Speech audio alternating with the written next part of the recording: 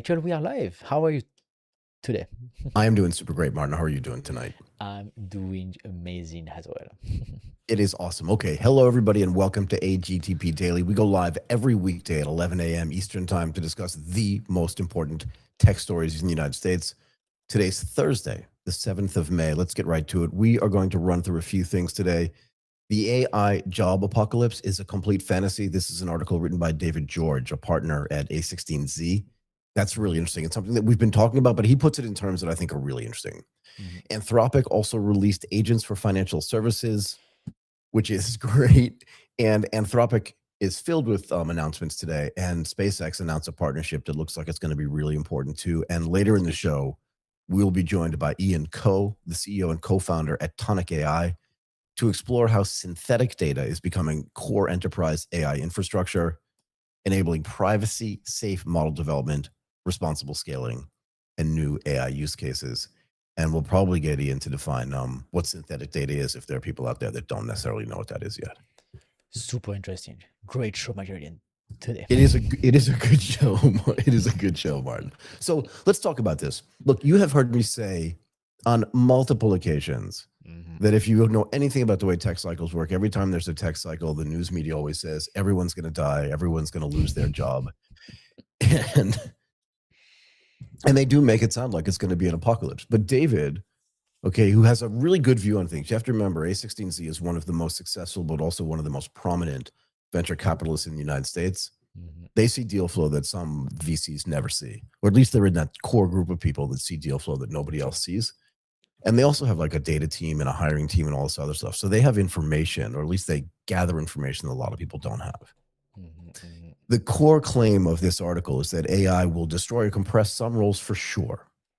This is going to happen, especially the repetitive knowledge work tasks, but it's not going to create, what's the right word here? Permanent economy-wide unemployment, right? Which is what the news talks about. Like this group of people is going to lose their job and they're going to be living in shanty towns like during the Great Depression in the 1930s, and they're all going to die like this horrible death from starvation and stuff. But there's some terminology here that's actually really interesting. And I'm so glad he did this because now I feel like I have a vocabulary that I can use to talk about this going forward. Okay. His article leans on this idea of what they call the lump of labor fallacy. So people have actually spoken about this before. So what is this fallacy? It's this mistaken idea that there's a fixed amount of work, right? So that there's 100% of work in the world. And if machines take over some percentage of that work, well, then humans have to have less work to do. It simply can't be true. It just cannot be true. Because every time this has ever happened in the world, humans have found other things to do. And I'll get to that in a second too. Instead, his article argues that cheaper cognition or cheaper thinking should expand demand, create new firms and new industries, and shift humans into higher value work, right? In the same way, and I love the fact that he's used this terminology in the article, in the same way that like mechanization, like I like the idea of like this woman doing laundry on a laundry pad thing, you know, like scrubbing clothes on, I forget what you call that thing anymore, but also electrification, spreadsheet software, and what the internet did before. In the same way, right? So you could have argued that electricity was going to take away people's jobs and that everyone was going to die. And yet there's probably twice as many people or 3 times as many people on the planet and almost just as many jobs. Anyway, okay. The whole point is, in summary, that every major technological change has triggered this same idea. It's a news thing, right? And he gives some examples. Agriculture, mechanization, right? So automating farming cut farming jobs from 33% of the U.S. workforce to 2%. But unemployment did not spike permanently. Okay. But think about that, because the U.S., just like most major economies, used to be a massive farming economy, and farming was hard. Like the reason why, you know, a guy got married to a lady and they had 10 kids was because they needed labor. You laugh, right? That's really true. That's really something that was But there were 2 reasons. One was slightly religious, right? Because there was not as much birth control. But nobody complained about having 10 kids. They weren't like, how are we going to feed these kids? Because a lot of those kids were on farms. And it was like natural labor. Dad was out there all the time. Sometimes at that age, he had cousins and uncles and grandparents working together, right? But once the kids got working age, they just became labor on the farm. Okay. But once it got mechanized, those kids were like, thank God I don't have to work here anymore. I'm moving to Boston. I'm getting a job at Fidelity.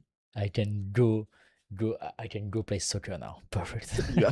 Or just go work at Fidelity. Right. Yeah. Yeah. Yeah. Yeah. Yeah. Yeah. And also, you weren't there for this, but you've heard me talk about this. Spreadsheets eliminated almost 1 million bookkeeping jobs, not Wow. accountants jobs, bookkeeping, just people that like wrote stuff down Mhm. into bookkeeping jobs in Mhm. the 80s and 90s. I saw it happen. But Excel gave me a job that I never could have had before Mhm. Mhm. because there was no way I could have done that job by hand. Mhm. Right. So 1.5 million financial analyst jobs were created.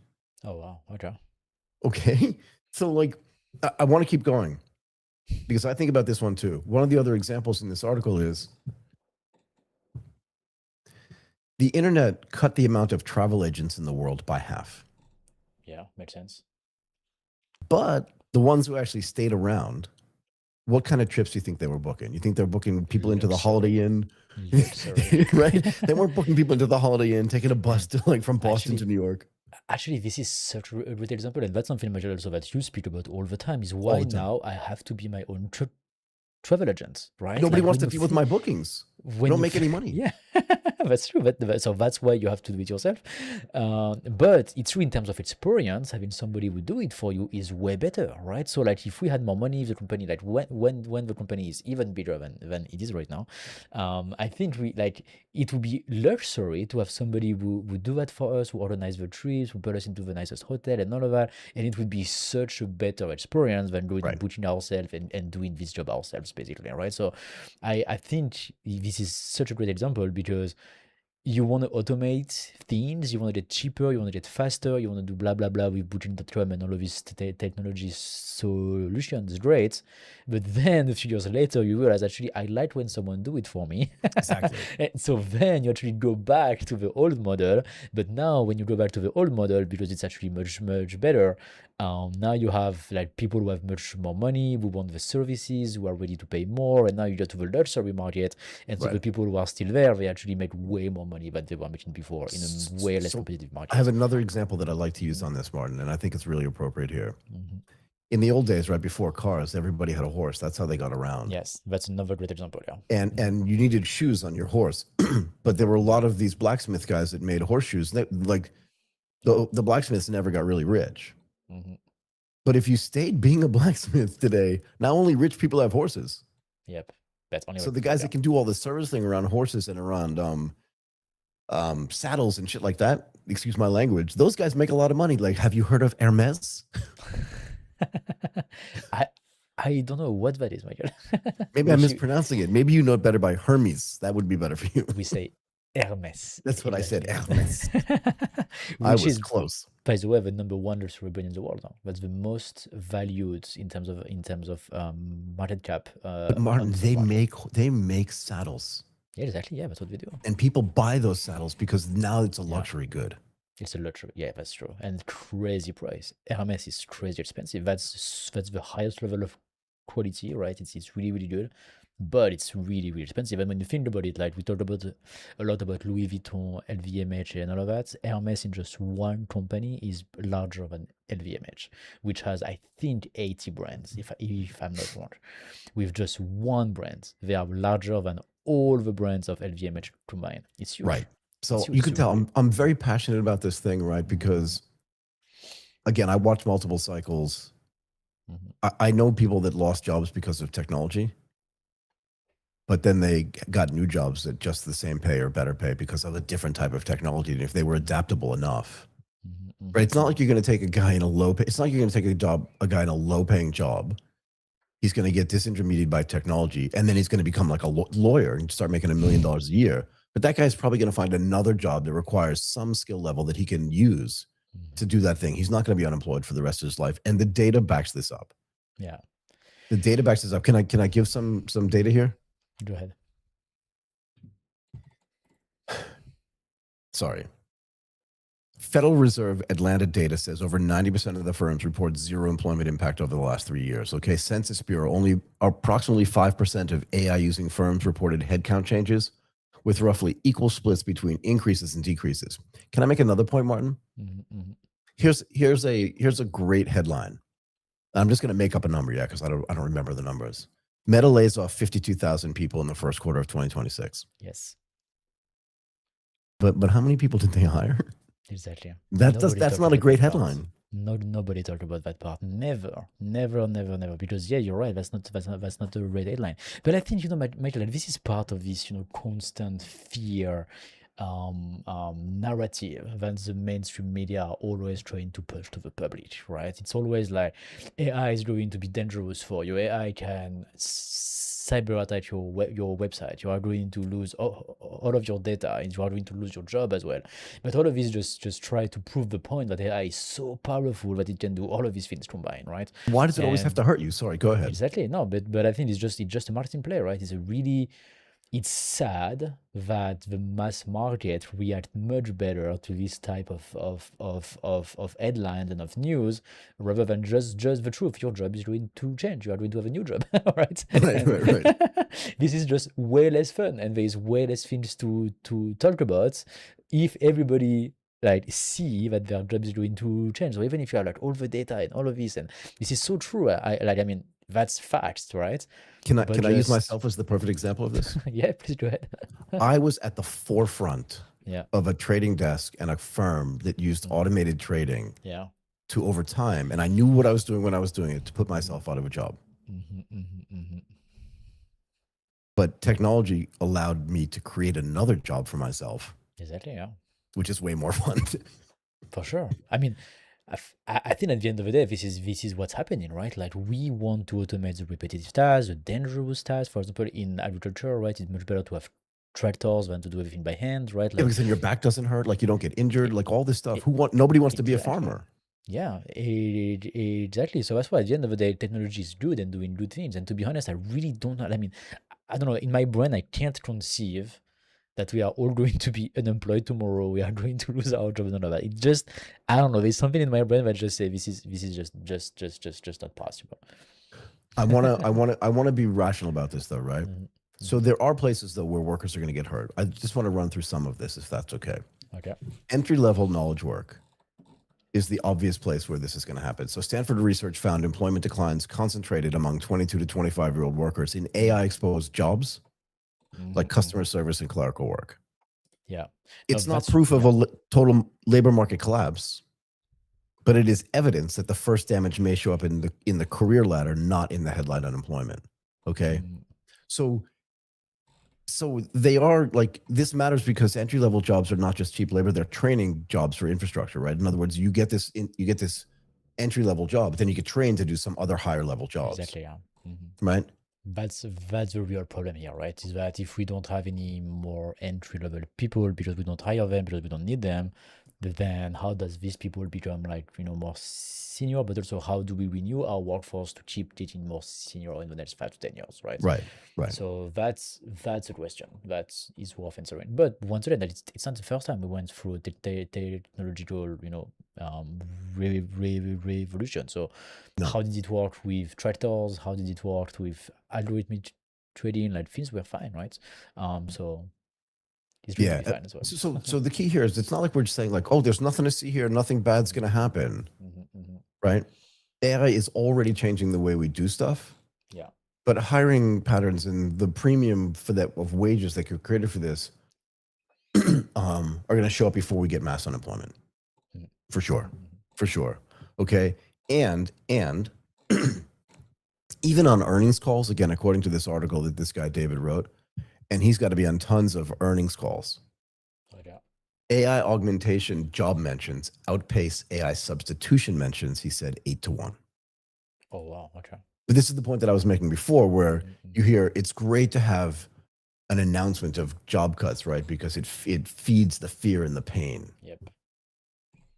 But no one's publicly writing an article about, I was just on an earnings call and the guy's telling me they're hiring 8 more people than they're firing. and that AI is augmenting, so helping people Sure. become more productive more than it is likely to put them out of work.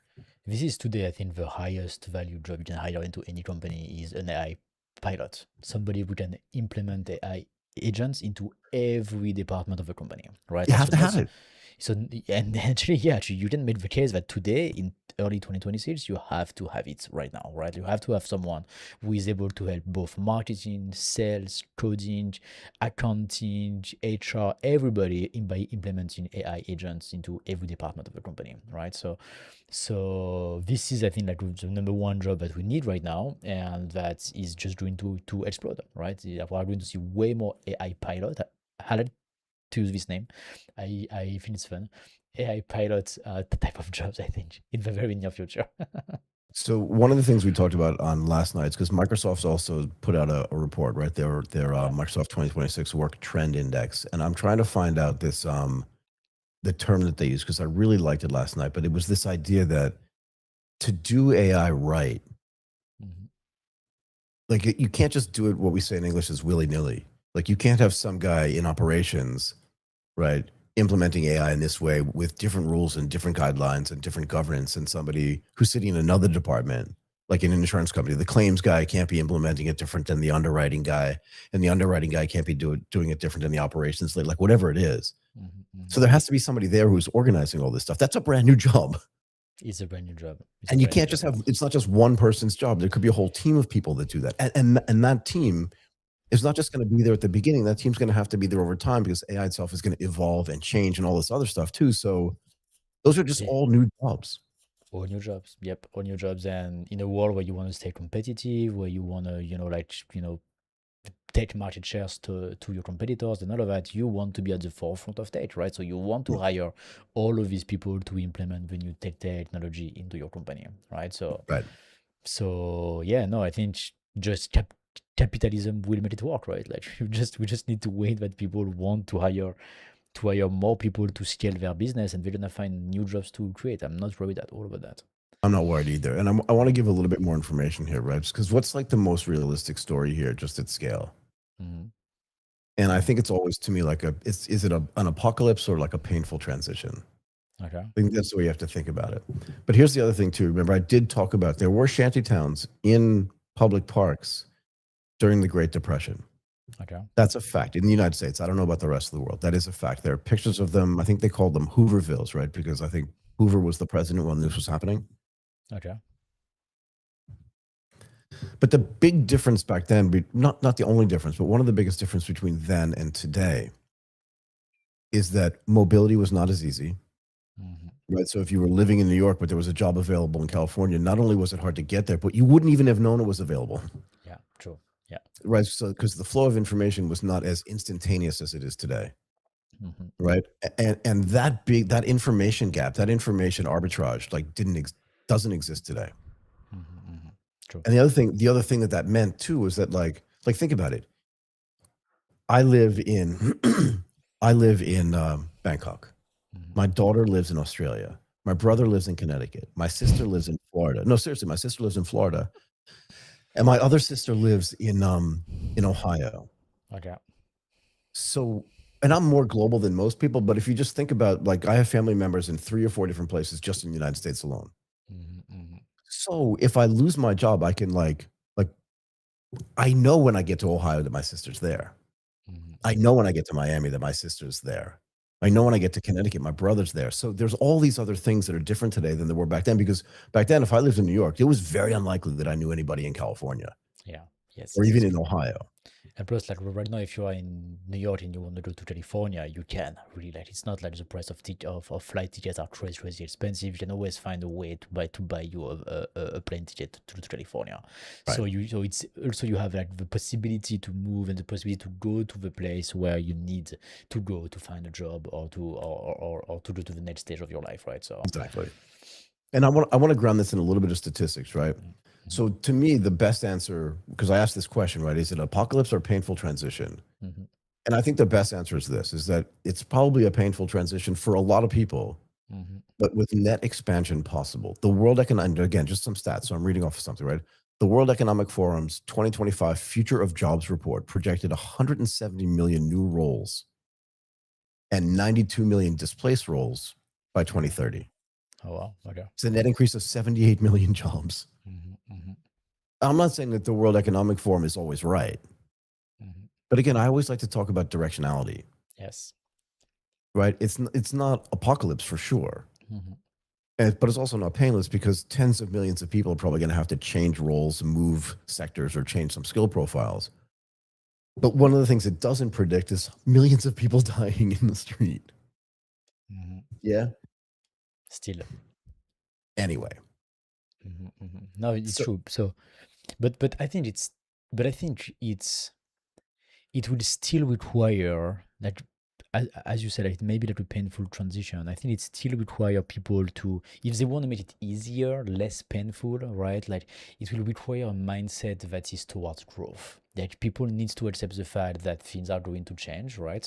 And they need to learn new things, they need to adapt, they need to learn the new processes, and maybe they will need to learn a lot of that by themselves, right? Like especially the students right now. When I look at the entry level people who are going to come like on the market this year, next year, maybe the one after, nobody can teach them AI because the true school system is not going to be fast enough to implement all of these new things. So which means they may come to the market with outdated information, unfortunately, because information just changed in the last 2 years, right? And so if they really want to become competitive, like what I'm feeling right now, if tomorrow we had to hire a developer, I'd never hire a developer who don't know how to use AI. It would make absolutely zero sense, right? right. And all the tech companies think exactly the same way, 10x, right? And so, which means if your school can't teach you AI, then you will need to do it yourself. And I think that requires a lot of people to like think about it and to do it themselves, I So think. again, let me give you an analog Okay. example of this, right? And you'll see why it's exactly true. Okay. Tell me. Same argument was made when Microsoft Excel came out. Okay. They're not teaching Microsoft Excel in university. No one knows how to use a pivot table. Like we can't hire we can't hire people that don't have Excel skills. People used to literally put on their resume, I have said. I know how to use Excel, PowerPoint, and Microsoft Okay. Word. People put it Okay. on their resume. I put it on mine. Okay. But the point is, Martin, that like the other difference between then, so like the 90s, okay, I'm lying, the late 80s, The early 80s. late 80s, okay. But the difference between then and today is that there was no online education. There was no other way Exactly. to learn. Exactly. Who Yep. taught you how to do all this orchestration stuff in AI? Nobody. Nobody. You're This is you're yeah. you're what's the right way to say? Because I want to say this in a nice way. You're good at this stuff, but you're not the only guy in the world who spent the last month teaching themselves about AI and AI No, orchestration. for sure. And ton of people are do, doing this, right? That's why But part the of the thing you did was you went mm, online and you learned and you tested, you did all this exactly. stuff. Mhm, And mhm, mhm, so people will make the argument, well, yeah, but that's only for people in like this top class of people. Yeah, but those are the people that are losing their jobs too. mhm, mhm. Do you know what That's I why. mean? Yeah. Like So a that's taxi what. driver's not losing his job because of AI, not yet. True. True. Yeah. True. True. True. Yep. So that's why I think it will require people to actually understand this thing, and that maybe they need to go back to work and learning things by themselves, right? Because there will be a period in time where nobody is going to be able to teach you how to use AI, how to use the frontier technology. And so then there's really two possibilities, right? Either you do nothing, and then it's going to be much more painful, right? Or on the other hand, the sooner you start learning all of this state, then the more advantage you are getting over everybody else. Tomorrow, I have an intern who's 19 years old who say to me, Martin, I know exactly how to implement agentic AI. I am a boss at OpenClaw. I know everything. I'm going to go through all of your processes and we are going to make everything so much better. Right. I hire this person tomorrow. Zero experience, But zero why? You diploma. hired, I was going to make this point. One of the reasons why I got my job at Morgan Stanley was because they looked at my resume and said, he has no reason to know how to use Excel. But Because I yes. told you, how did you learn? I was like, I taught myself. Yeah, that is so. Yeah, so plus it would show the skill of learning And by and, yourself, which is and amazing. I should be clear here. Microsoft Excel didn't exist in 1987, but other VisiCalc did. Like there were computer stuff that I'm telling you about that I taught myself before I got to work. And the reason why, but I'm using Excel as an example because when I was hiring people, that was on their resume. Just to be clear, yeah. Because I know someone's going to come back and go 1987. There was no Excel. What are you talking about? Say it can't be true, kind of thing. Anyway, Yeah, but yeah, but so that's I think the opportunity that we are living in at the moment right now, right? Is You'd that rather hire because a guy that trained himself to do something. That's the guy or gal you want on your team because you know from exactly, then on there's going to be unknown stuff they're going to have to do, and they'll be like, "Don't worry about it. I'll figure it out in yeah, 3 days, and I'll get back to you." exactly. So that's why we are spending so much time building AI agents, learning AI agents, like changing our workflows and all of that, because there is also a part that is a huge opportunity, right? Like if you say to yourself, okay, I'm gonna learn, I'm gonna put the time in, I like the tech, I want to be an asset to the next company that I will be working with, and today the biggest benefit you can bring to any company is to bring them the knowledge of agentic AI, right? If you can do that, it's going to be very simple to find a job. Like really, like this is going to be like a no-brainer for tons of companies. Really, really. So actually, I'm sure it's already a no-brainer for tons of companies, and it's just going to increase like massively. So yeah, Yeah, so I mean, it's a huge opportunity. I'll make a point to you. I Mhm. was having a conversation without saying who it was with somebody who worked at an incumbent bank in the region, Okay. and they were telling me that the existence of legacy systems, it just made me think that like this AI revolution is going to take way longer inside of Damn, real companies for sure. because the way their systems are set up, even though they're 20 to 30 years old, not my words, they work. And in a simplistic banking business that just does loan origination, risk management, like just a simple banking business, doesn't really need all this stuff, and their systems aren't set up to be able to handle it. And it's not worth the capex investment to modernize all of their systems Mhm. yet. Although there is fear from fintechs, but the point that they were making, and again, I think this is a short to medium term thing, but longer term they will have issues. But the short to medium term thing is that the fintechs are going out after the underserved market, right? They talk about this Mhm. all the time. Mhm. Mhm. We want to because we have new technology, because we can be more efficient, and because Mhm. we can, in this case, now use artificial intelligence, even agentic AI, we can handle the analysis that's necessary to handle underserved markets and underserved clients, whereas the bigger banks can't do that because it's too expensive for them within the framework systems that they've already implemented. Yes, yes, yes, yes, yes, yes. So looking longer term, they're thinking, wait, we have to, but those guys now are getting the lower rung of clients and trying to move up into the incumbent banks clients. So Mhm. they'll already Mhm. have all this AI knowledge and AI implementation. But one of the big differences, and I think, and somebody made this point to me recently, was that once you get up to more complex financial products, and we'll talk about this in the context of Anthropic in a moment, Mhm. is that the more complex it gets, the more likely is you're going to need a human involved because someone's going to have to make a value judgment, and the client themselves is going to want more personal service. Yes. Right? It's Yes. like if I want a $300 loan to Mhm. buy a scooter, and you can see all of my finance transactions on my phone, or $600 loan for a scooter, yeah, Mhm. it's a pretty easy decision for a bank to make. And I, as the guy who wants to buy the scooter, doesn't need to be like sit in a room with wood paneling and a fancy desk. I just want a yes or no because I'm at the Honda shop and I need to buy that bike today or tomorrow. Mhm. Mhm. Mhm. But if I want to build a resort on an island that's going to require this type of investment, that type of investment, but I don't want to borrow the money to do that, I need to talk to somebody. This is a different story. Yep. Yep. And plus, like if you build the resort, it's very likely that you're gonna need more financing, or then you are going to need, like a line of credit, or then you're gonna want to do like a second, a second resort after that. So which means you much more need a partner, right? Like a financing partner, somebody who understand what you are doing, Exactly. what's your project, and can also understand if the rules, if the systems, if the algorithmic can actually change to be adapted to your use case, right? Like Right. that's the big advantage when you work with human, is that if they understand what you try to do, they can change the rules, or they can adapt the rule to your use case because it makes sense, and the rule set was not set up for what you wanted to do. This is where we have innovation in law and in just regulations, right? Right. If you do everything with an algo that just say yes or no based on criteria, it's so rigid, and so then there's so much stuff that we just can't do, right? And But so also, no human who's building that resort is going to want to have an AI person nobody, make the final decision on their thing. They're going to impossible. want to talk to some wealth management person or some human who's going to tell them like this is going to be Mhm. okay. Mhm. Mhm. There will be places within that workflow that AI can help out because it can do a lot of the research and figure some stuff out. But at the end of the day, some human's going to make a decision there. And I think And this is a great. Sorry, go ahead.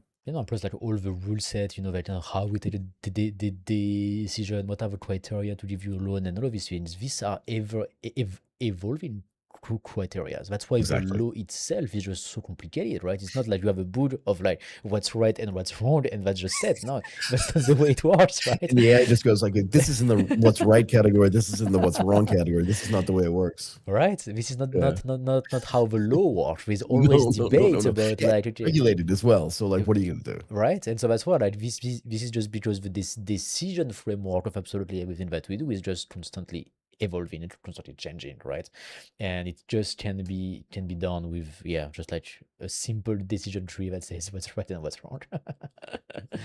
Exactly. So, but yeah, that's going to be. But that's, I think, to me, the more interesting thing here is that there is a huge opportunity for people to actually learn AI, learn agentic AI, learn OpenClaw, learn Cloud Code, and just start building things for either for yourself, like build a company, start being like much more competitive because the incumbents are going to be much slower. So you have an edge, or get a job and say to them like, look, I am a master at Cloud Code. I can just build a team of AI agents for you. They are going to listen to you right now. They are going to really listen carefully Right. to what you do, and whatever your resume, it doesn't matter at all today if you're able to use agentic AI, right? So Yeah, I mean, that's a huge opportunity. I can still see this one guy. I'm trying to remember his name, but he had a ponytail. God, I wish I could remember his name. Okay. He was originally working with us at Morgan Stanley, but then he came as part of the IT team over to Deutsche Securities when we moved there. Okay. Robert something. Okay. He had a ponytail. But the point was, and this was rare back then, but he was a dude who never went to college. Okay. But he was a huge techie, and he taught himself. One of the reasons why they hired him was because he taught himself how to be like a Unix systems administrator, and he was a power user. Unix is, in a way, Martin, I want to give the equivalent here. Back then, if you knew how to use Unix, it was so powerful. Even stuff you could do like just from the command line, but also writing Perl scripts and stuff like that. He could do stuff nobody else could do. He automated the updating of every one of the machines globally. Yeah, it's amazing. For the operating system. He did incredible work, but he never went to college. And one of the reasons why they hired him was because they were like, dude must be super smart if he taught himself all of this stuff. And so there's really two part here, right? Like it's a proof that you are super smart because you can learn all of this stuff by yourself, and plus you can also do stuff actually, right? Like you Yeah, he actually got have the stuff skills done. to actually get stuff done, right? He got stuff And done. and so if when you have these two things combined, you don't need to have a job history or a diploma or whatever, right? Like you just need to be able to. I mean, you just showcasing that you can do something, and you can learn what's going to be next. So that's also like the biggest thing to keep in mind right now is that today we talked a lot about agentic AI, but in 3 months, in 6 months, we may talk about something else, right? Like so the adaptability, the possibility to learn, like the open mind that you have to keep, like everything that we are doing right now, and I say that all the time on the show, everything we do right now, I feel is going to disappear the day we can fine tune the LLMs, right? This like every orchestrator, every skills that you build into Cloud Code, every OpenClaw, Hermes, like all of these things that you try to build the day we can fine tune the LLMs, everything disappear because we don't need any of that the day we can put our own information into the LLM, or the day we can train our own models, like the day we can put our data into the large language model or small Language models, yeah, the model, small ones, yeah. or like the next phase of how we are going to use AI. The day we can do that is going to completely change the orchestration layer, because we will not need to save so much data everywhere. We just put them into the AI and it just knows.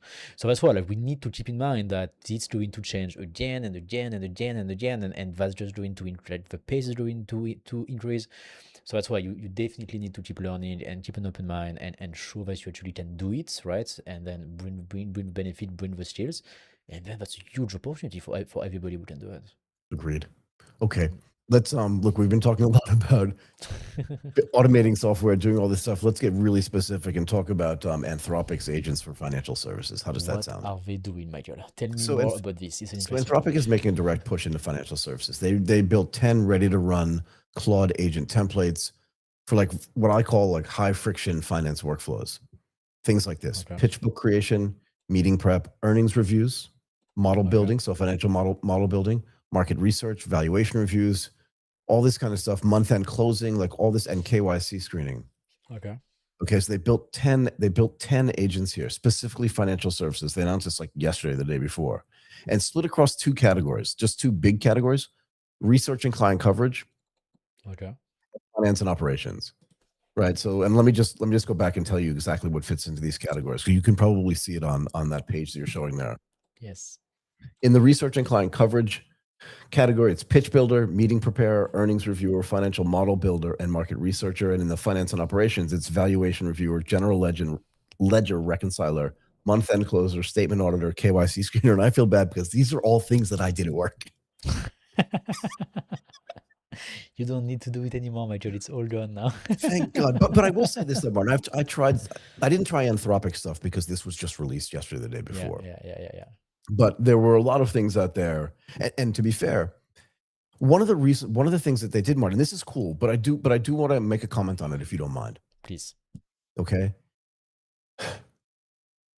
And you hinted at this earlier when you were like, and so did I, when we said like those entry-level jobs are good for training and for getting people prepared for the next level job.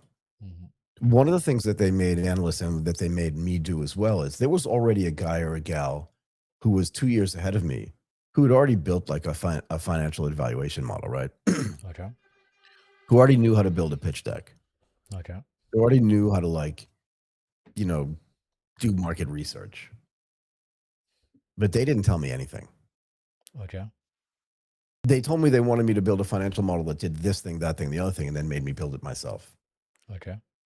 Because that's how I could learn. Exactly. Yeah. Right. Again, if you just give somebody, and we talked about this before, right? Like I told you, my dad made me learn how to drive a stick shift so that I knew how a car worked. Yes. And then driving an automatic car was simple because like I didn't have to do any of the shifting. But if you don't know how to build a financial model, then you're not going to understand what that financial model is doing. Yeah. And then when some gal gets hired below you, you're not going to be able to teach her like how to do financial modeling. And then you don't know how to build the tech like that's going to help you do your job. You're not gonna be able to actually judge if the tech is good or bad because you don't know the core concept. You're not gonna be able to fix the tech. So there's tons of problems that you have if you don't know how to actually do the work manually first. Right. Yeah. So, but you're also not going to understand. Here's the thing, though. You're only building a financial model for a bunch of reasons, right? And one of them is maybe to talk to a client who says, "I want to invest in this company," and you're telling me that your financial modeling tells you this, but my financial model says this. It don't agree with. So can you tell me, like, can you show me your work? Okay. And then you're like, but that's normal, right? I mean, this happens all the time. You're like, yeah, this is what I did. And this is the weighting that I gave this thing. This is the weighting that I gave that thing. That's why I decided that. I don't think earnings are that important because it's an early stage company, but the earnings growth is more, like all these little things. And then your client's going to be like, at least you were thinking. Yeah. But if you're just like, I don't know, Billy gave me the model and I just plugged in the numbers, you're going to look like a complete idiot. Would you be happy with an answer like, yeah, ChatGPT did it for Told me? me. Yeah, exactly. No. But let's talk a little bit more about the details here, if that's okay. Yeah. Tell me. So each one of these agents ships as a plugin, right, for Claude Cowork or Claude Code. And the idea is that the people that are using this can be up and running in days, not in months. And that's kind of cool. They also run as Claude managed agents on the Claude platform. Yeah. And every decision that you make when you do this is also logged in Claude Console. So it's auditable by compliance by engineering teams. Okay, that's true.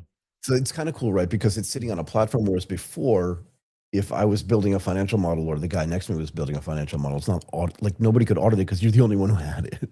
Yes. Even in a world that was connected. And these models work natively inside Excel, PowerPoint, and Word.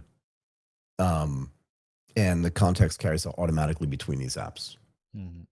So that's kind of cool. But again, we have to ask ourselves a couple of questions about this, right? And it kind of gets back to the conversation we were having before. Tell me. Are these agents, are they automating the judgment, or are they just accelerating the amount of stuff that an analyst can produce? First of all, if you expect that the agent is going to help you on the judgment side, wow, this is a huge mistake. You've lost your mind completely, right? Idea. You have completely lost your mind. Everybody will say, I've wrote a blog article with ChatGPT, or ChatGPT helped me do this thing. If it's not like something, that is, like, for example, the recipe for crepe, okay, like you can find it on ChatGPT. Are you French, by the way? Did you say a recipe for a crepe? Exactly. You did, didn't you? That's the If you first had thing said that came recipe to for mind. champagne, I think I might have gotten off the link.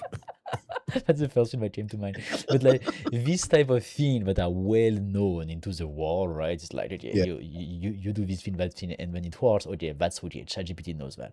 But then if you expect ChatGPT to help you with a YouTube strategy, with a sales strategy, with all of these things where you actually need, some knowledge, you're completely out of your mind. Like really, nothing like this is going to work with the AI on the judgment side, on the experience, on the knowledge, right? So it can only help you automate the processes, do more, like do something faster, maybe cheaper, but most likely not. But Yeah, can I make another point? I want to connect the two conversations we've already been having today, if you don't go ahead. mind. Go ahead. Because the topic that I want to bring up in the context of this announcement that Anthropic made was, is it automating judgment, or is it mostly accelerating analyst production? And I think we can both agree that it's really doing analyst acceleration. Exactly. Yeah. But what does that mean? What is the implication of that? And again, I saw this at work as well. The idea is that if you can apply this technology to the work that people are doing, and they can still learn stuff, they'll be able to do more work. Yes. So remember we talked about the lump of labor. I'm pointing up because in my briefing document, it's above. Nobody else knows that, so I should stop pointing above like that. It seems kind of weird to people, It maybe. was, it was something about, okay. It's up there somewhere. Oh, there it is. Okay. But this lump of labor fallacy, that there's only a certain amount of work, and that if technology does some of it, there's nothing left for humans to do. Everyone's going to just go play tennis or go broke, right? But the point is that now that they've released all these products, it's not like every analyst gets fired. Maybe you don't hire as many, but the ones you do hire are going to be able to do way more work and answer way more clients' questions. And that's the key, right? Because those clients aren't going to go away. They may do some analysis on their own, but there's a reason why, at least in finance, there's a buy side and a sell side. The sell side are people that are selling information and selling opinions and selling stuff to the buy side, who are sitting there going, I don't want to do this myself. And I'm going to pay Goldman Sachs to do it for me. And if Goldman Sachs can be more productive, it's so weird. You always think about crepes when you think about cooking, and all you think about is Goldman Sachs. It's true. Which is such BS. No, but that's true. Like, I mean, if you can stop like doing data entry in your Excel sheet because the AI is going to do it for you, then you can just spend more time thinking about the strategy for your clients, right? Or doing more research, or trying to talk to another client to have more information, and then so at the end of the day, you just become better, right? Because you can automate a lot of the repetitive tasks. Because the AI is not good at telling you what to do. He has no idea about strategy, but he's really good at doing something very nicely and when well done 24/7, right? And so if it's well orchestrated, if there's a proper rails, if everything is built the proper way, and Cloud Code is an amazing platform for doing this, then it can really free you ton of time, but then you can invest doing something more productive and bring much more value to the company, right? Yeah. So that's another good example of that. Yeah. I just want to remember what this stands for. Okay, while you search No, for it, there's more here. I got it. There's more here. Sorry, go ahead. You can go. I just wanted to say, like, I think this is step number one once again. Yeah, These for sure. agents for financial services, what's interesting here is once again is the directionality of like what is Claude actually building, what's the Anthropic actually building here, right?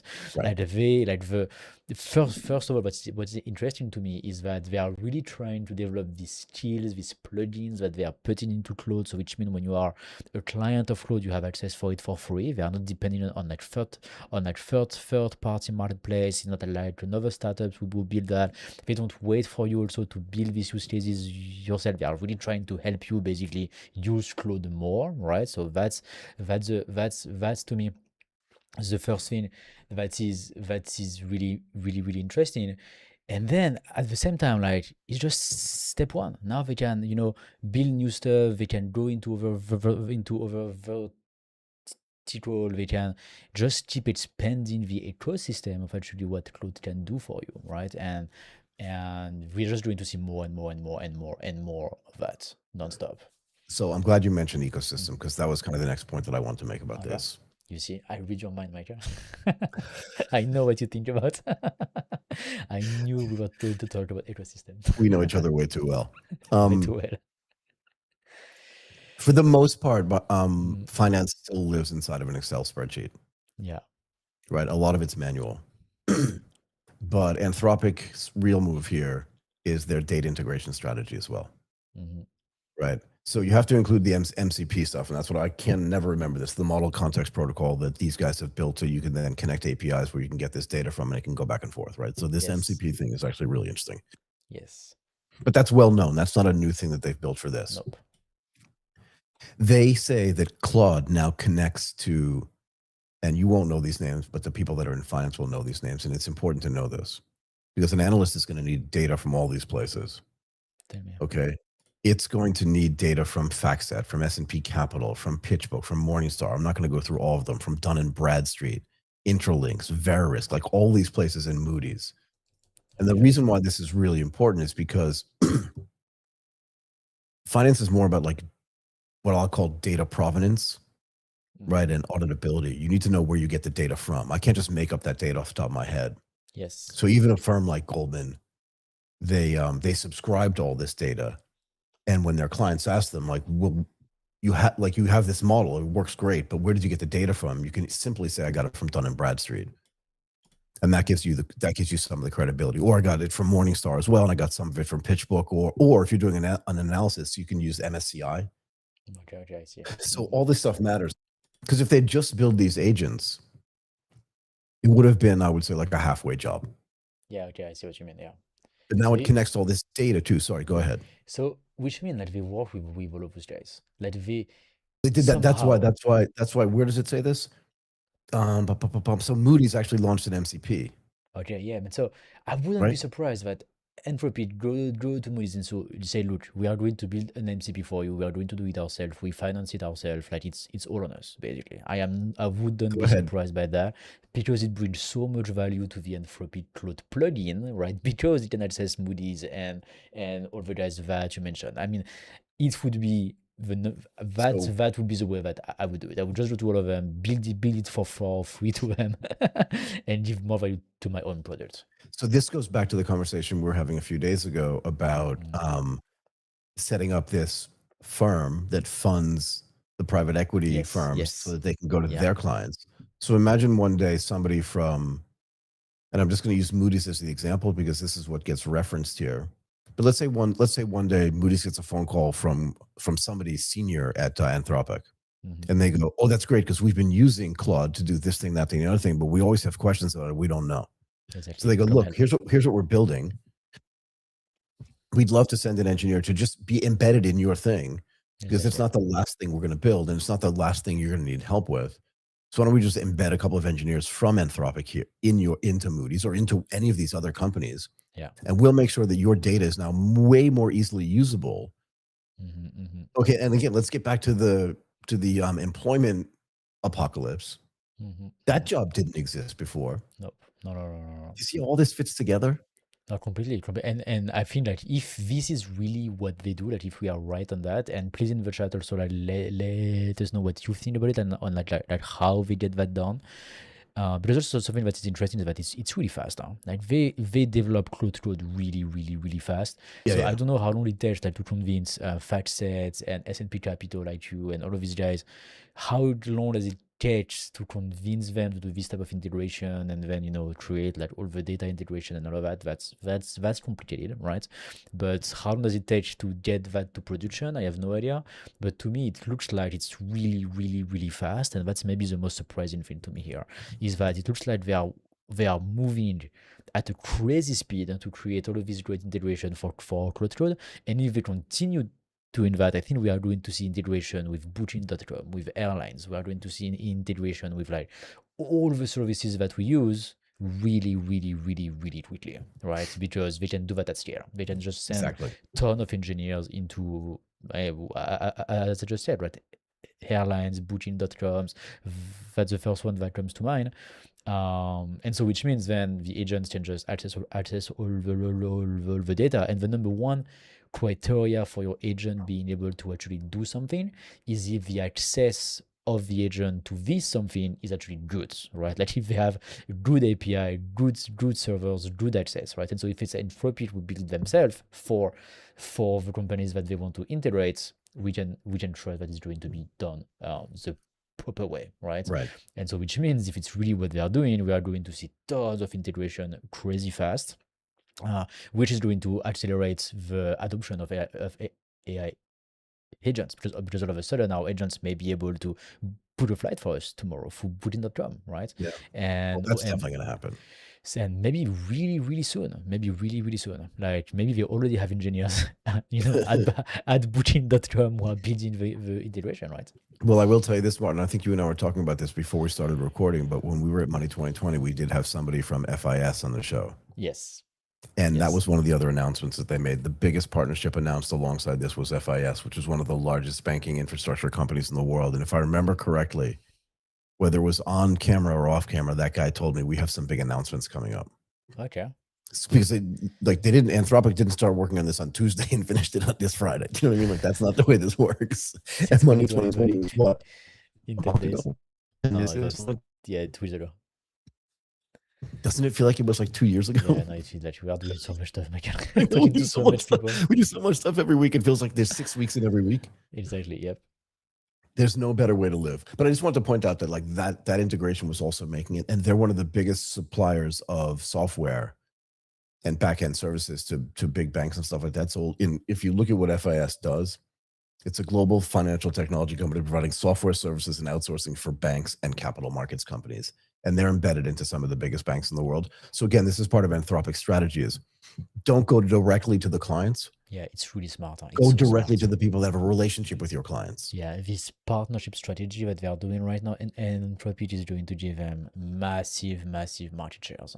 Like I wouldn't be surprised if at some point Anthropic is actually becoming like 1.5, maybe 2 times bigger than OpenAI. Because on the enterprise side, what they are doing right now, I mean, it's huge. It's really huge. Like wait until like all of these deals start to come to fruition, right? Like when like the PE guys, they start implementing cloud, it will take some time, right? Like to start the entire machine.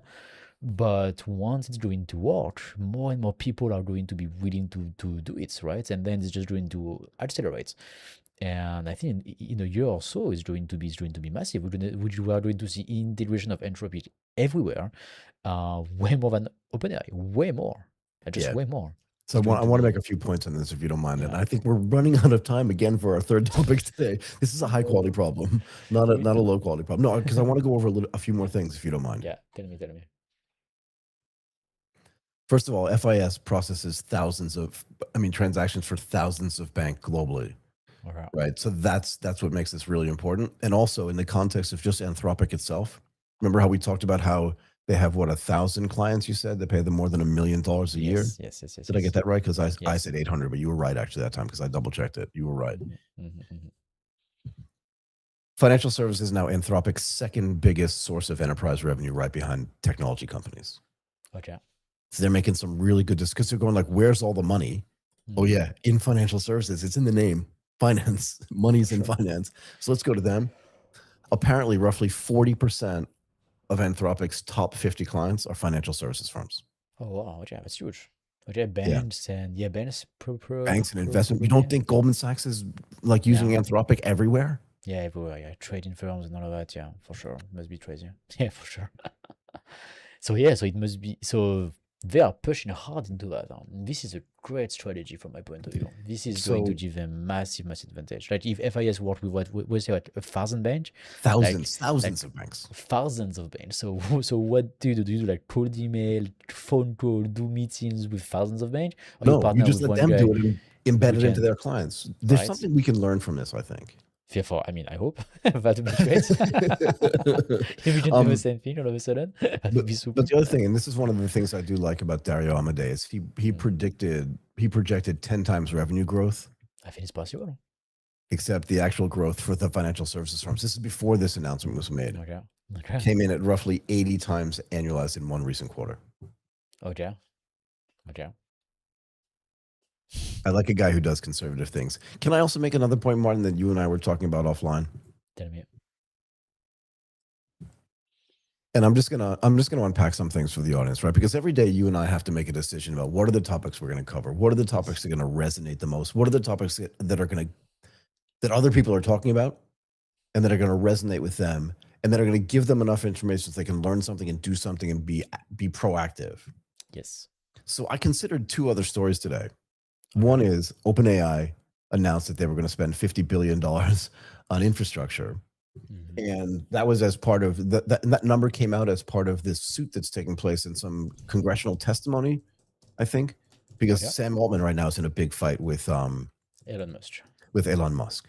Yes. That was an interesting story, but that's what's happening at OpenAI. That's the big story. And actually, there's a second big story about OpenAI that we considered talking about today. And what was that one?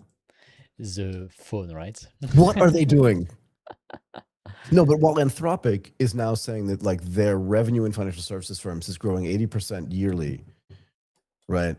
OpenAI is going, let's launch a phone for ChatGPT. This looks like such the wrong strategy compared to what So I call this a massive misdirection of focus. In other words, Anthropic is saying, where is our core competency?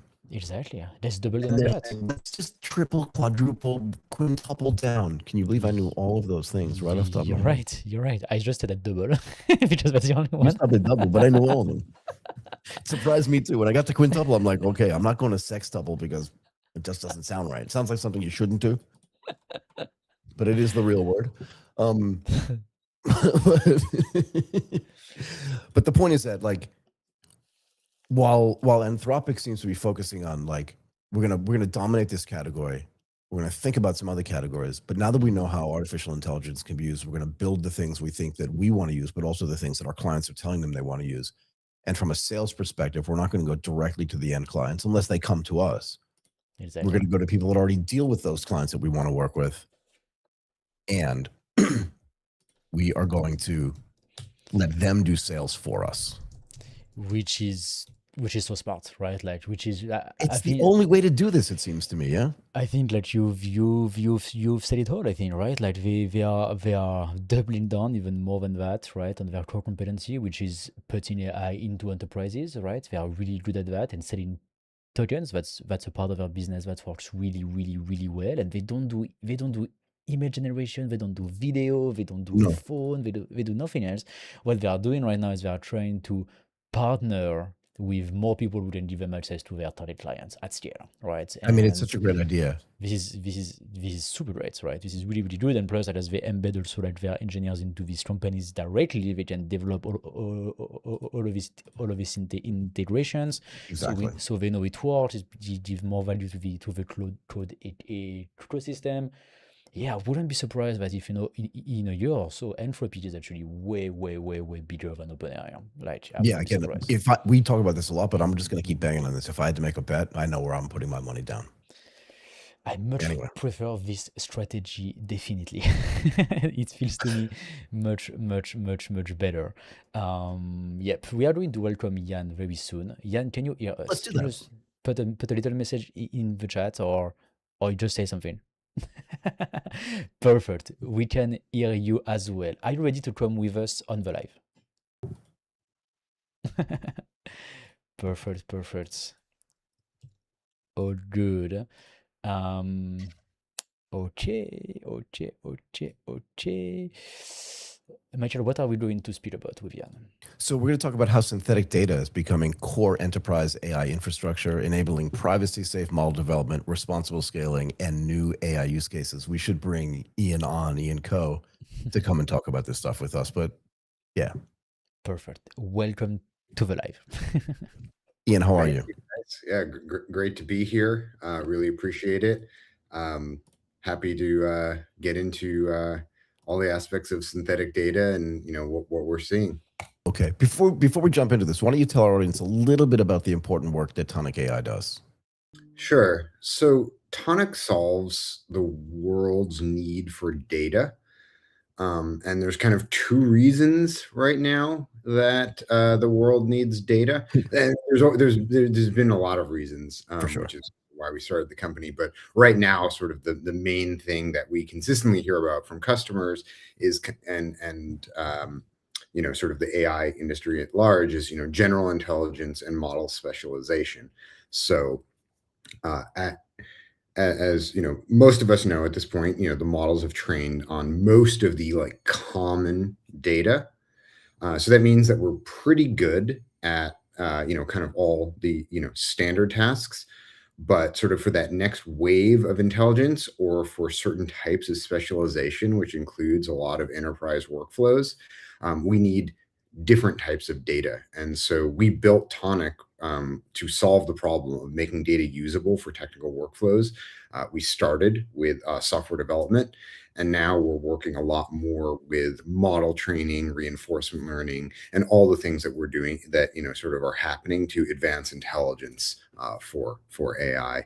And generally, Tonic as a business, we work with hundreds of paying customers, across the globe, helping them get all the value of their production and sensitive data assets without compromising privacy, without having a bad security posture. And so our goal is to speed up their work while allowing them to do it in a way that protects their data, protects their end customers. And our dream and sort of our goal is that every customer we work with should be able to take kind of like a complex data project Right. that would months or years of work and kind of do it in weeks or days. Can we jump into? I just want to make sure that everybody understands what synthetic data is. Maybe you can give us a quick explanation about this, because part of the reason, like I know what this is, but maybe some of the viewers or some of the listeners aren't 100% sure. Like, what good is synthetic data? Where does it come from? How does it get created? Yeah. If you could go through that, that would be great. So generally, synthetic data is data that is created by a computer. But it actually gets kind of complicated. And in fact, we have debates internally about like what is the true definition of synthetic data. Right. Because it kind of let's say, especially because it depends. I think there are things that we would all agree are synthetic data. Like you just tell a model generally, like, hey, I want data about you know planetary orbits or something like that, and then it just like gives you a bunch of data that it just comes up from its own understanding of the world. We'd all agree that's synthetic. Well, what if you like input a data set? Like I want data that looks like emails from a company, so then you like input a bunch of emails from a company and it looks at those and then it creates new. That's probably synthetic data. But then I think where it gets a little complicated is what if you do a very advanced version of masking, like you take the names in the emails. And so, but where we generally arrive is that it's it's I mean, and to some degree these distinctions don't really matter for customers as long as it protects the data in a way that allows them to have a good security posture. But generally, what the audience should be thinking about is that you're using computers to protect or create more data so that you can accomplish a technical goal. And is the idea here that it's filling in gaps, right? So let's say I want my data to be statistically relevant as well, right? So if I only have 10 company emails or 15 company emails, obviously I anonymize all this, but I want to have 1,000 data points. It creates things that kind of look like this, but maybe fills in some of the gaps there that does become statistically relevant. And then I can use it in a way where that data feels like it was real. It mimics what real data would look like, but now I can use it in a way that I couldn't use real data for privacy concerns and stuff like that. Do I have that right? That is certainly a use case. I wouldn't say not that's the only use case. Yeah. Yeah. But I would say that is certainly a use case and certainly something we see. And that comes up in both model training and software development. We'll customers scale their data so they can do scale testing. There is sort of this mentality, and like what I was referring to is sort of like that the frontier models are jagged and that they have like incredible capabilities in one area, but a little lacking in others. And so you might use synthetic data to do reinforcement learning on an area where the model is less capable. So like let's say you want to have a model that gets really good at booking meetings for like sort of function like an admin or something like that. Yep. You may need that model to look at a corpus of kind of enterprise like data, emails, calendars, documents, schedule a meeting, and then have essentially what we do is we do kind of like a more complex evaluation to say, was that a good or bad meeting? And then you reinforce the model that way. Got it. And so that would be what I would consider kind of that like statistically missing component. Like, let's say there's something that like doesn't work that well. You can use synthetic data to get better at that piece. Got it. This is actually really interesting because we've actually built our own meeting scheduler because we found that the tools that were out there to actually to schedule and build meetings weren't that great for the use cases that we wanted, and we did some of that. We took some of the data and said, here's what a great meeting scheduler looks like for us. Here's some great meetings that we've scheduled. Now let's build that, right? So you're right that some of these LLMs, these transformer models, can be jagged in places, and we tried to fix that. I guess we didn't even know we were using synthetic data, but we were. Yeah. Yeah, I mean, it depends. I mean, you may have been using real. That sounds like you were actually using real data, but you actually took the real data and put it in there. But let's say you didn't have that data, or you didn't have enough of it, and Right. then you used a Yeah. model or people to scale that up. And there's different approaches to sort of creating something. You can actually create synthetic data with people, right? Like I could ask you, like, tell me what a great meeting looks like. Go put that in there, and then you'd create a bunch of you'd create a bunch of synthetic data manually. And that's what there's a bunch of folks out there that do that already, sort of the human data labelers. Right. Then they have sort of armies of bodies. We actually approach it a little bit more from like the software side. So, we believe using our software, you can use many fewer bodies and kind of scale up that synthetic data pretty quickly. Mhm. And I guess the one nuance I'd say is it sounds like maybe you did more prompt engineering as opposed to reinforcement learning. But yes, like that is the general idea, is like you gave the model good examples, and then the model was able to do better things, like better behavior. It created an entire system to do this. Yeah, I think it was a little bit more than model prompting, but yeah, fair enough. Oh, okay. You did. Okay, cool. Yeah, I didn't do it. Martin did it, but Martin's amazing at that, so I can let him talk about that later. Great. Yeah.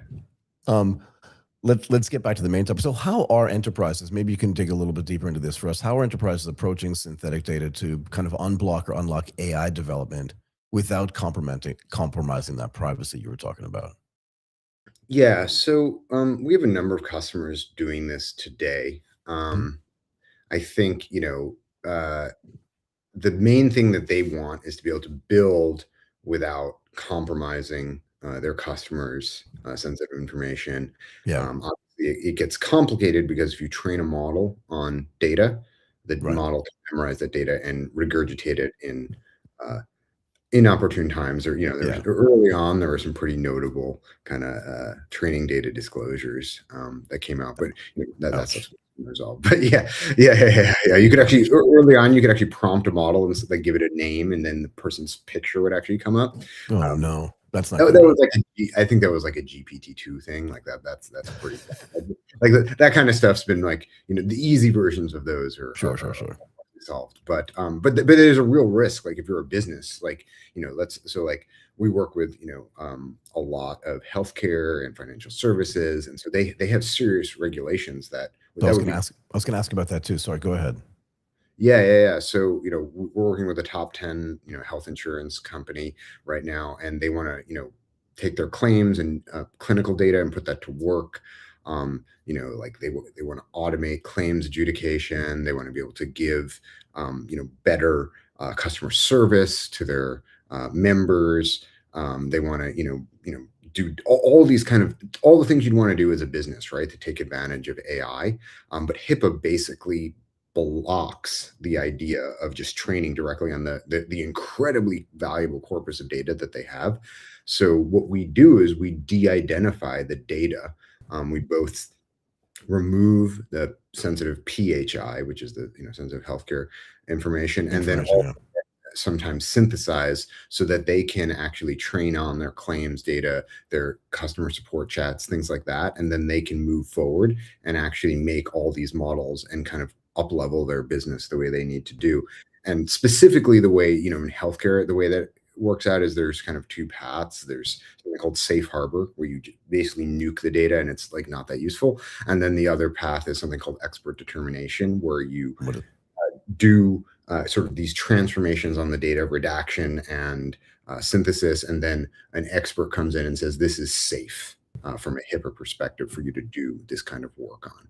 Yeah, so HIPAA, right, is specifically the Health Insurance Portability and Accountability Act of 1996, just for people that don't necessarily know this. But how are there other ways that regulations shape how companies approach AI at scale? And the other question I'm curious about is, your clients and your partners are not going out and using GPT 5.4 to do this? Are they using internal models? Do you know what I mean? Or are they just doing it publicly, and that's why all this data has to get cleaned up or anonymized? Yeah. So in terms of, there's a number of regulations that customers may care about. I mean, it's everything from GDPR. I mean, if they're U.S.-based healthcare, HIPAA. There's PCI for financial services. Right. There's ISO. A lot of our customers are SOC 2 certified. There's ISO 27001.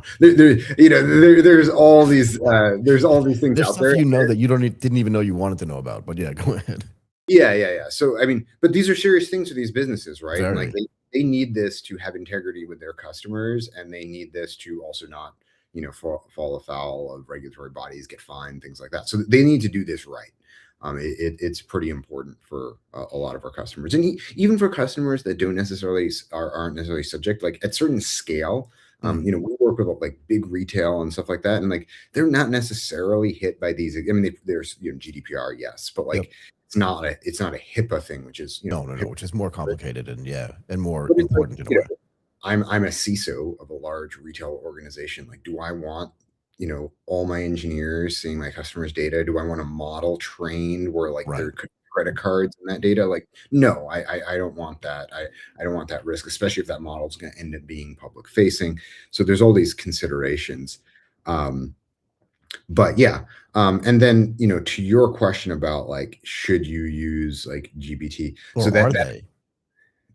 Are they? I would say sort of. Yeah, they are, but not maybe the way. It depends. So this kind of gets into like, if you're going to work with sensitive data, what are your options? You can kind of do nothing, and just train on that data, and that might be okay. Like if it's, I'm going to train my own model, it's going to live on my laptop, and it's only on data that I already have access to. Who cares? Yeah. But let's say, so your question of like, well, what if I'm going to train that? What if I want to what if I want to send that data to OpenAI? Well, now it's a whole or Anthropic or same thing. Google. It doesn't really matter, but you're sending that data now that I have access to, and depending on my agreements with my customers, that may or may not be okay. And so it gets a lot more complicated.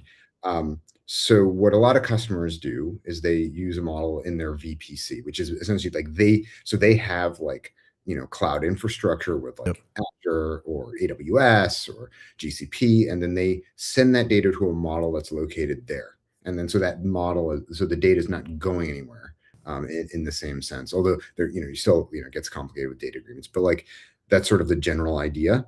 But there's still an issue of like training on that data, and what if the model trains on data I don't have access to, but I can use the model? Right. It gets more complicated. So a lot of our customers it really depends on the use case, and especially as you get to larger organizations, it's going to be more and more complicated, because the probability that they're training a model that sort of has sort of like jagged access is higher. Like they may train a model that's used by customer support people, but the people that train that model are data engineers with different. So that's the kind of questions that start coming up. But generally, to sort of like summarize it for sort of like the sort of the TLDR, I would say is if you're an organization that really cares about data privacy, or you're regulated, you're almost certainly using a model. You have some kind of inference infrastructure, or you're using a model that is somehow contained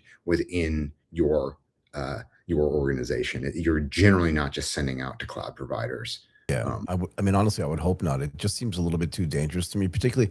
And I don't want to talk about cybersecurity, but I'm sure this is something that you consider when you're talking with your clients, and I'm sure it's something they consider as well. I don't want to go down that rabbit hole, but the more you let your data leave your prem, the more likely it is, just in relative terms, to have the possibility of cybersecurity acted on it, right? Because it's not just now first order control; it's second, third order control to see what happens there. But that's a story for another time. It just feels super dangerous to me. Can we talk about this too? Just in my head, I'm just trying to figure out, are there limits to synthetic data? Do you know what I mean? Yeah. Well, actually, there used to be like brutal limits. No, but I mean in two ways. maybe you can explain what that brutal limits mean, but also like just in their relevance, right? In other words, we know that this data is synthetic data, so we can't do X, Y, and Z, or we can't rely on it 100% kind of thing. That's what I mean when I say are there limits to it. Yeah, totally. So when we started Tonic, we focused on software engineering kind of for a reason, which is that the sort of synthetic data was capable for that use case. Right. Only recently that synthetic data, I feel like, has really been capable for more like data science, machine learning, and AI. And our, sort of our approach, our specific approach, where you use software to inform how the model's behaving and sort of improve the data. It's really possible because with small amounts of human input, you can really improve the quality of that data disproportionately to the effort of the input. So like it used to be, if you wanted to make like data science, sort of pre-AI, let's talk about like sort of like 2020 era or like 2019 era, you wanted to make data that would be good for doing some sort of data science work. Like there would be a lot of human interaction. Like, oh, let's create data. Let's look at it. Let's inspect it. Okay, like let's keep changing. Like you can get there, but it was a lot of work. It's hard. Yeah. Whereas now, so we actually with our products can we can make sort of an 80% good data set very, very quickly. And then you have a human look at it and using some of our validation tools, like you can say, oh, this, make this look more realistic, do this. And then the model, you sort of, unlike before, it was like you manually edit all the code or whatever to do it yourself. Now you tell this, the AI functions is sort of like the most eager intern. I know. I say this all the time. I'm so glad you said, because this is the next thing that I was going to ask you, and you're segueing there nicely. But just to make it clear for the listeners and the viewers, has AI and these transformer models made? You saw me writing something down, but because I want to make sure I remembered this, has AI, the stuff that's been rolled out, like whether it's Anthropic or OpenAI, it doesn't really matter to me, right? Or Gemini, made our ability to create synthetic data that AI can use even better? It's a little bit meta and a little bit circular, but you know what I mean, right? Yeah, are you kind of getting at like the whole like snake eating its own tail kind of problem? Kind of, but in a good way, in the sense that like now we have access to tools that can be way more efficient and way more productive in a way. Like you said, humans still may have to look at it, but it's going to take them way more time. But if we throw some artificial intelligence at it, does it make it our ability to create that synthetic data better and more productive, and hence more useful?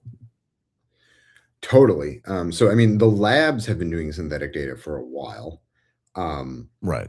And using that to improve their models. So like as these models get smarter, like your intern gets smarter and smarter and smarter. And so like, I've found just, I'm a pretty heavy user of AI is that like, same. I can say less and less thoughtful things to the model and it will do better and better.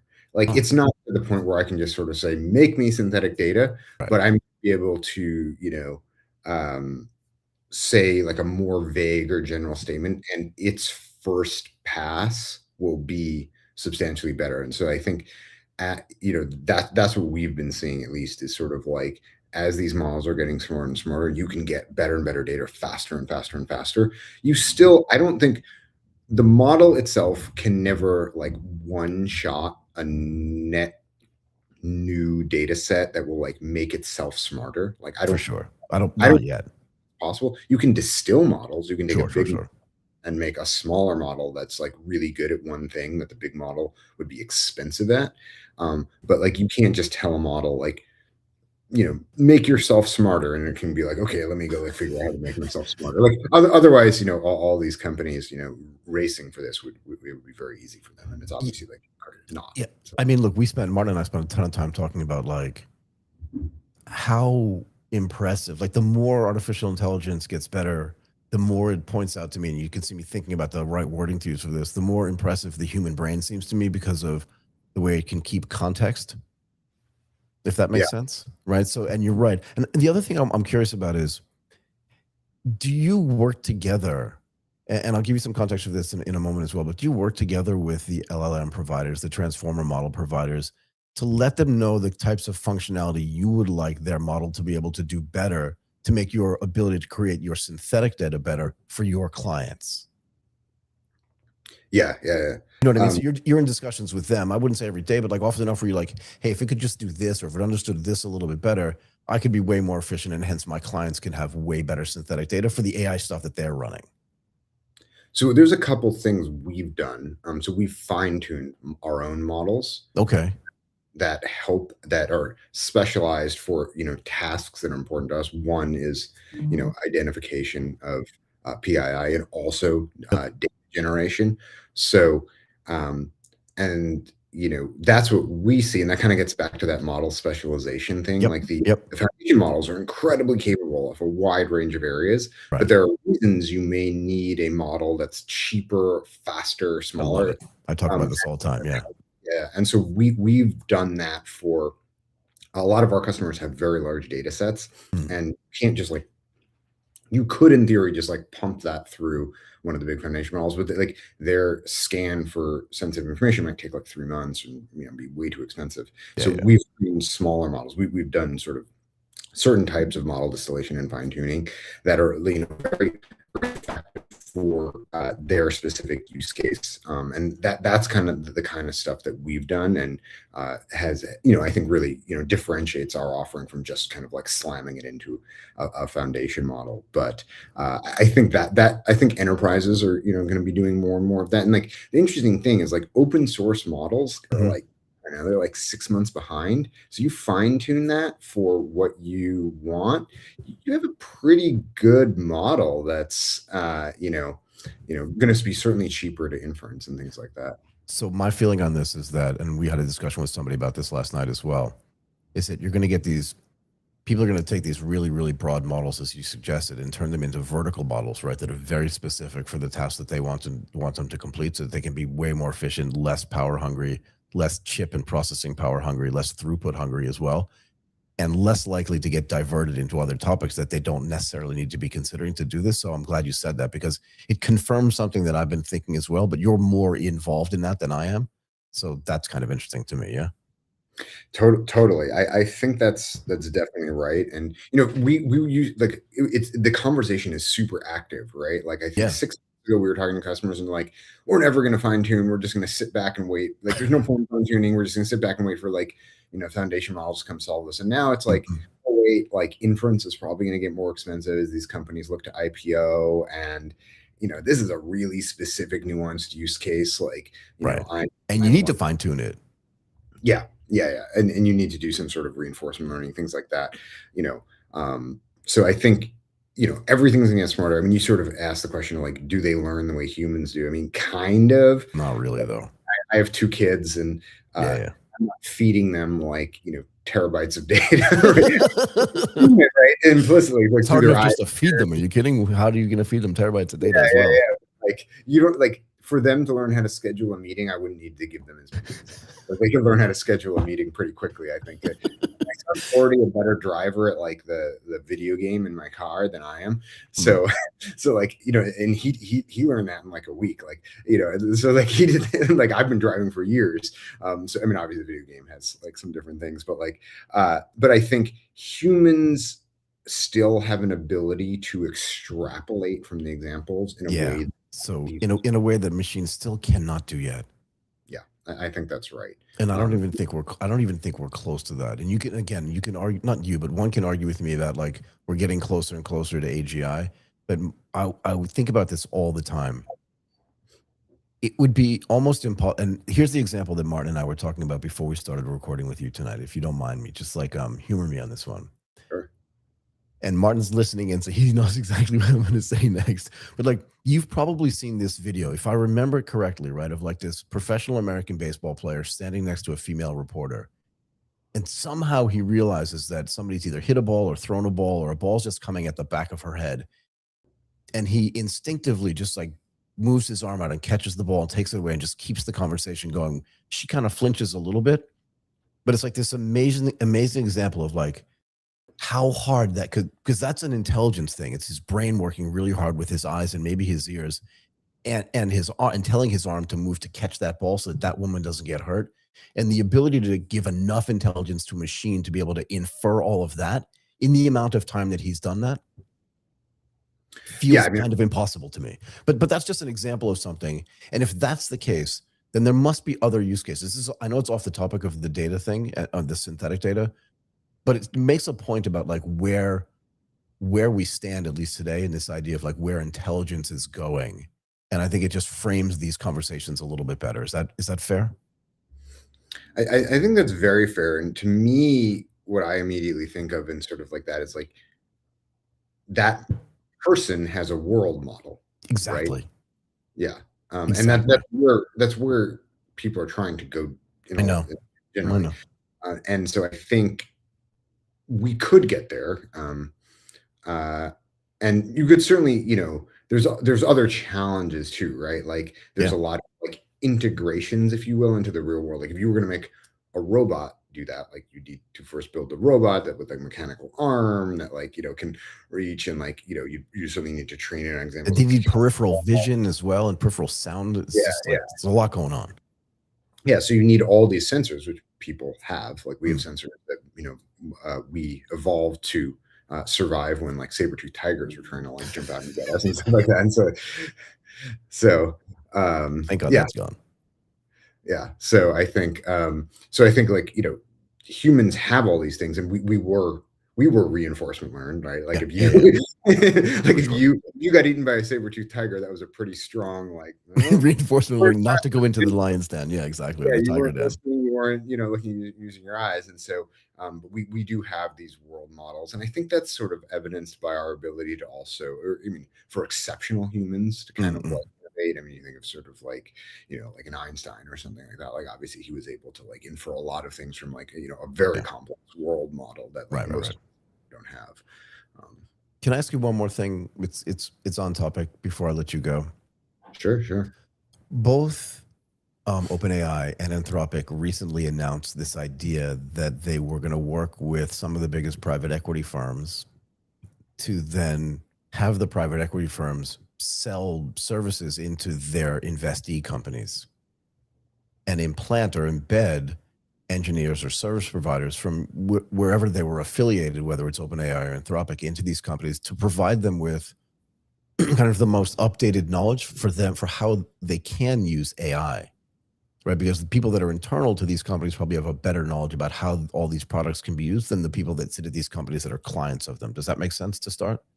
Do you see any of your own, and that's just on the private equity side, but the idea is that they're using any of their connectivity clients that have connections to other verticals in which they want to operate or sell. But and if you're dealing with financial services companies like insurers or health insurers and stuff like that, do you see scenarios where that would be helpful for them as well? Because internally they don't have the expertise yet to be able to do this, where an engineer from one of those big frontier model providers gets embedded there, and then they would work directly with you to build the synthetic data in a way that would help their model usage? Yeah. Yes. 100%. So my view is that they're doing this, one, to make their products maximally useful. For sure.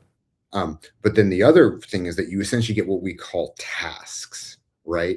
Which is you see where things are working at customer sites and where they're, and then that is sort of the name of the game right now for reinforcement learning. So like I was thinking that like meeting scheduling, like let's say, someone's on site, they're like, we're trying to, use this model to schedule meeting. It's like not working that well. Now they all of a sudden have a task they can take back to their research team. And like, that's a pretty simple example, but they're going to start doing all these different things at enterprises. And so being inside the enterprise gives all of these model creators the ability to do much better reinforcement learning, kind of almost like in-house. What they're spending like billions to do this. They're giving what we call RL gyms.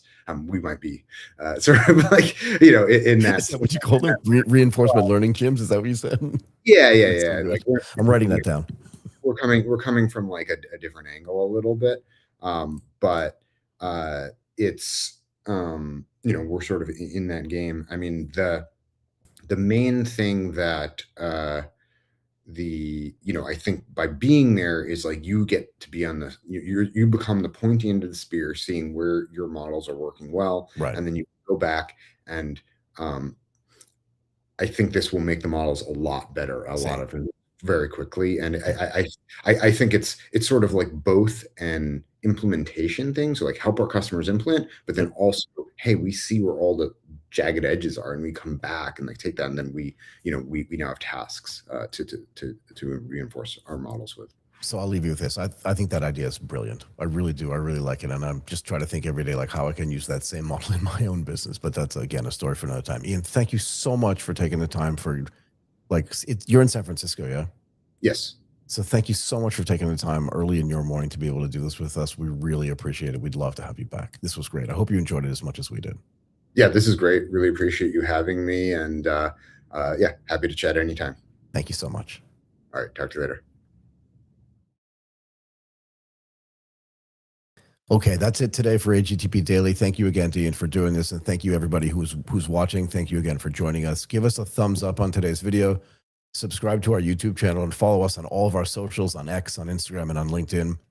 And as always, let us know in the comments, even when we're live, if there's anything you want us to ask our guests or even ask to us. We'd love to do some more AMA. We'll be back again tomorrow at 11 a.m. Eastern Time. My name is Michael Waits.